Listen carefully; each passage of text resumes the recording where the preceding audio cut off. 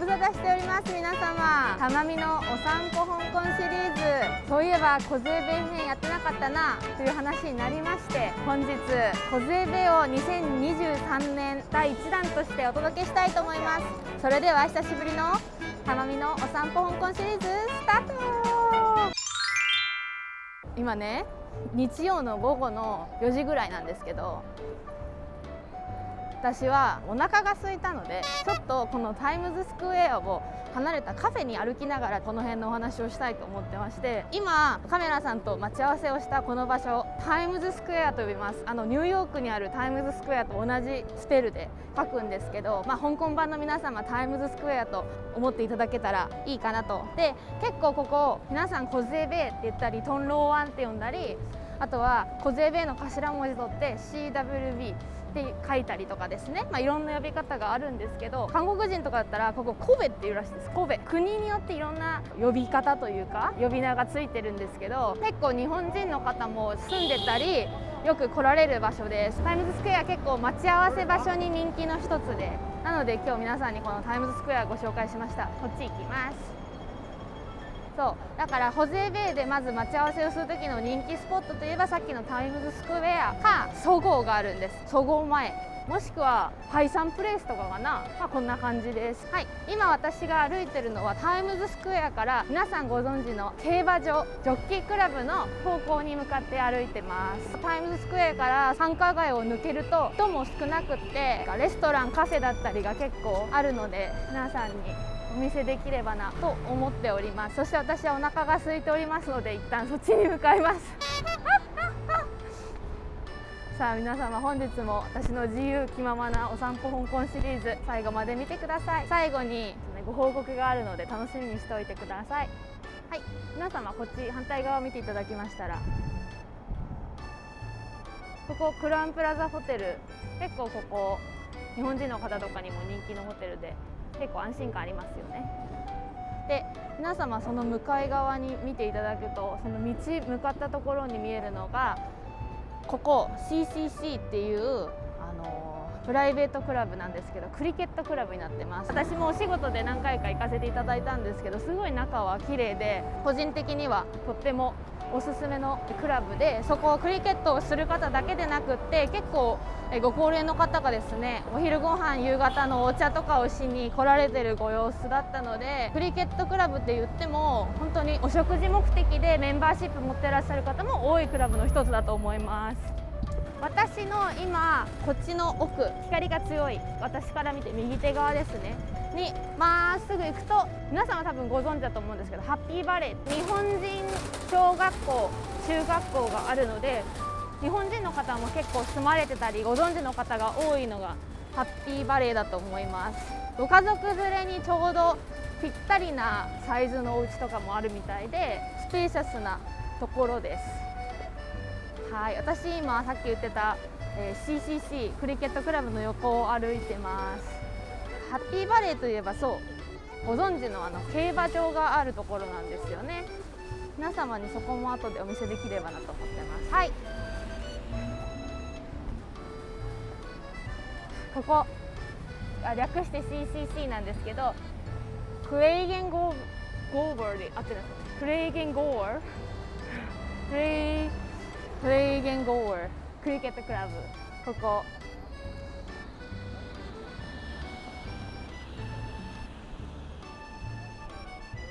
いろんなスポーツ施設だったりが入っているので、本当に娯楽施設って呼んでいいのかな、そんな感じです。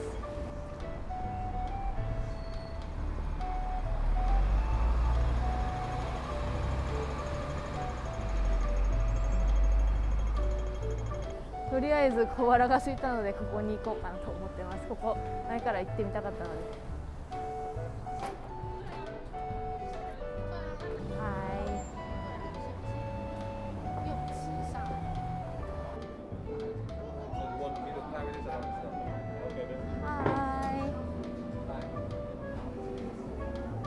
小杖ベイに来られた時に、人混みをちょっと抜けたいと思った時に私が見つけたところだったんですけど、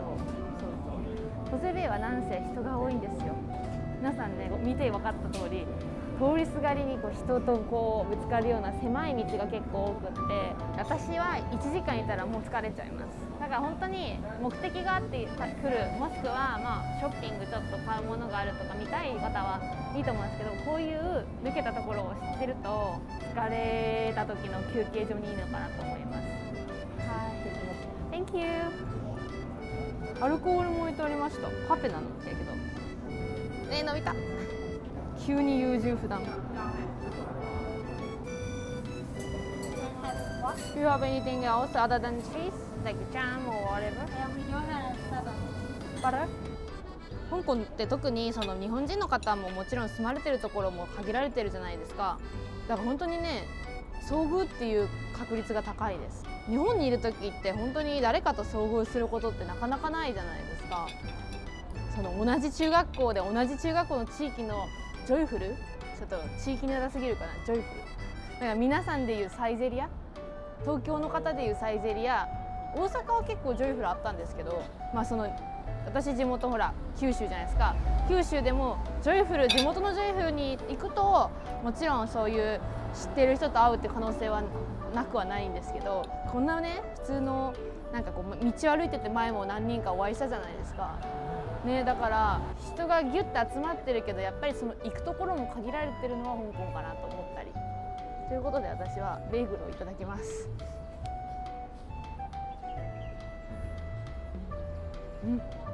美味しい。家で結構作らないものナンバーワンってベーグルじゃないですか。で、私もちろんベーグルとコーヒーが飲みたいっていうのはあるんですけど、今日はちょっとソーダウォーターにした理由があって、最近胃腸の調子がね絶好調じゃなくて、この間のバレンタインデーの時に私、かっこよくカルボナーラを作ったんですよね。でカルボナーラっていろんな作り方あるんですけど、生卵溶くパターンのやつあるじゃないですか。微熱でも熱入るし大丈夫だろうと思って、私は生卵を香港で買ってガーッと微熱でねずっとこう回してこう絡めたわけですよ。美味しくその日は食べたんですよ、幸せに。そしたらなんとその日の夜、胃がキリキリして寝れないっていうことが起こって、私多分ストレスだと思ったんですよ。私やられたと、ストレスこんなにかかったことはない、胃に来てると思ったけどストレスなんだろうってずっと考えながら寝た夜だったんです。寝れない、胃がキリキリする、ストレス何なんだろう、何がストレスなんだろう人生においてと思いながら、ずっとその自分のストレスなんだろうって思いながら朝起きたんです。で朝起きたらなんとなく良かったんですけど、一応病院行こうってなって病院行ったらサルモネラ菌確実に可能性は卵であろうって言われて、あ、そっかと。だって生で食べてないんだもん。だって生で食べちゃいけないって、それ皆さん聞きはりますけど、香港のじゃあどこで今生で食べれる卵買えます？今仕事終わりにねこう急いで家に帰って作らなければならないと、急いでオフィスを出て、でその後シティスーパードンキに寄る時間はねなかったので、ウェルカムで買いましたよ。そらでも加熱したと思いましたもん、微熱で絡めたから。でもねやっぱダメらしいです。やっぱりほら皆さんよく言うじゃないですか、沸騰は100度で菌は何度以上で死ぬって、あれは絶対に守るべきって気づきました。なので今は私はこの美味しいベーグルとソーダを飲んでます。ヘリアも美味しいですっていう長いストーリー。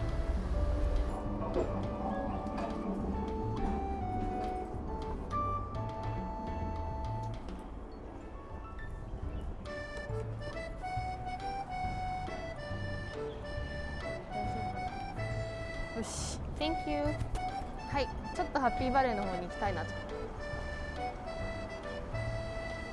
ここ向こう側、さっき行ったカフェのもっと奥もずっと周り歩けるようになってるんですけど、お散歩道というか競馬場の本当に周りです。今からハッピーバレーの競馬場のメインエントランスの方に向かってるんですけど、今さっきお見せした方向にも別の入り口があって、そこから入ると運動場の入り口みたいなところがあって、普段そこの運動場って結構誰でも使えるので、皆さんそこの周りを歩いたり走ったり運動したりエクササイズしたりされてます。私もそこ何回か歩きに行ったことがあります。市民の運動場所ですね。やっぱ香港といえば競馬っていうイメージは皆さんあるのかな、ありますよね。やっぱり観光で来られた時でも別に見に来れないわけではないので、もちろんどこで見るかにもよるんですけど、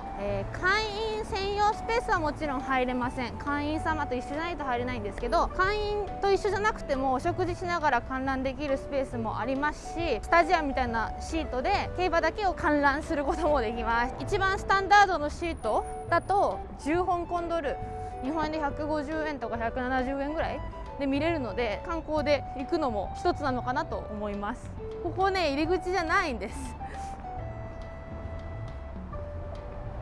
ここ多分オフィスですね。ここは前ワンちゃんに住んでた時に徒歩圏内だったので、コゼベイはよくお散歩にこの辺に来てました。今まだちょっと風が強いぐらいで、私今日これを着てきたんですけど、通りすがりの方々を見てると私って寒がりなのかなって思ったりもします。服着すぎ。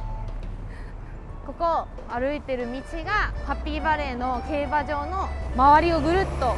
囲んでる道なんですけど、ここの道が本当に競馬場につながってるのかわからないから不安になる方が結構多いんです。本当に両サイド特に何もないし、看板で別にこっちですって言ってるわけでもないんで、でも心配しないでください。 Google は合ってます。 Google がこの道って言ったらこの道ずっと歩いてはつながってますので、皆さん2、3分歩いたらだんだんと見えてくるこの建物、ここ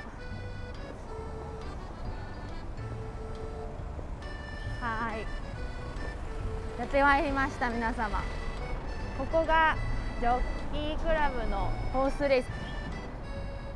場になってますなんですけど、これ面白いのが、入り口もね、もちろんその自分がどのチケットを持ってるかによって違って、私が前見た、そのスタンダードのチケットだと一番ここから奥の方に歩いていたところになってます。なので今日はもうそこまでは歩いていかないんですけど、プライベートボックスって上の方に書いてあるこういうところだったり、メインエントランス、こういうところって本当にメンバーシップがある方、もしくはメンバーシップのお連れ様が予約してくれた席に一緒に同行するとかの時に使うところで、パブリックエントランスだから多分 G、 一番奥の方が G ですね。ここから多分皆さんも入られることになるのかなと。メンバーとかなく、そのお食事とかではない場合、全てのところは A から G まで、皆さんさっき言ってたこれエントランス A、B からね G まであるんですけど、パブリックエリアだったりメンバーオンリーのエリアだったりあるんですけど、ここでなんとパンダバスさんね、私も知らなかったんですけど、個室とかビュッフェを食べながら観覧できるエリア、パンダバスさん取れるらしいです。わー、知りたかった、早く知りたかったです。私4年間知らなかったんですけど、私もその何回かパブリックと普通にお邪魔させていただいたんですけど、この時はちょうど友人が誘ってくれて、そのバスを食べながらっていうのを一回体験したんですけど、お料理美味しいし、お酒飲みながらって楽しいなと思いました。もちろんパブリックエリアの方で見ると、それはそれでまたなんかサッカースタジアムでビール飲んでる感じの感覚で楽しめるので、それもそれで一つの楽しみ方だなと思ったところでした。興味ある方はパンダさんに訪ねていただければ、デッキの方で見れるところもパブリックの方もご案内があると思うので、もし本当に香港に来られる方で気になる方はここのパンダさんにお問い合わせください。ちなみにこの競馬なんですけど、ここ今私がご案内したところがハッピーバレーの、ジョッキークラブになるんです。でもう一つ香港には競馬場がありまして、そっちが後にできたんですけど、そっちの方が大きいんですよ。でそれが北のシャーティーンという方にあって、こっちのハッピーバレーのジョッキークラブはナイターレースやってます。水曜日の夜にナイターをやってます。シャーティンの方は日曜日にいつもデイレースを基本的にはやってます。この水曜日と日曜日って結構ずっとフィックスなので変わらないです。水曜日の夜がハッピーバレー、日曜の昼間がシャーティン。皆さんご存知でしたでしょうか。1年の中にちょっとした期間だけ馬がお休みを取る期間があります。それはどの季節でしょう。1春、2夏、3秋、4冬、どこだと思いますか。タッタッタッパーン、なんかおった、鳥だ。お馬さんもやっぱり暑さには弱いみたいで、夏の間しばらくお休みされることがあるんですね。なんで多分真夏はやってません。ただそこを除くと本当に基本的にずっとレースはほとんどやってるので、皆様がその水曜から日曜に合わせて来られることがあれば、ほとんどの場合は競馬を見ることができると思います。あと詳しくはこのジョッキークラブのウェブサイトを見ていただけたら、カレンダーがこうやって載ってるので確認してください。ただそのカレンダーちょっとややこしいのが、レースをやってるんですけど他の国でやってるみたいなものも情報載ってるので、そこは注意して皆さん見てみてください。これがハッピーバレージョッキークラブのコースレース場のご案内でした。はい、皆様ここは香港フットボールクラブです。ここはさっき言ったCCC と似た感じで、フットボールに特化しているようですけど、フットボールプラスいろいろなリクリエーション施設があるメンバーシップクラブになってます。もうだからメンバーシップクラブは3つつながっている状況ですよね。さっきのクレイゲンゴールクリケットクラブと香港フットボールクラブ、ダジョッキークラブ。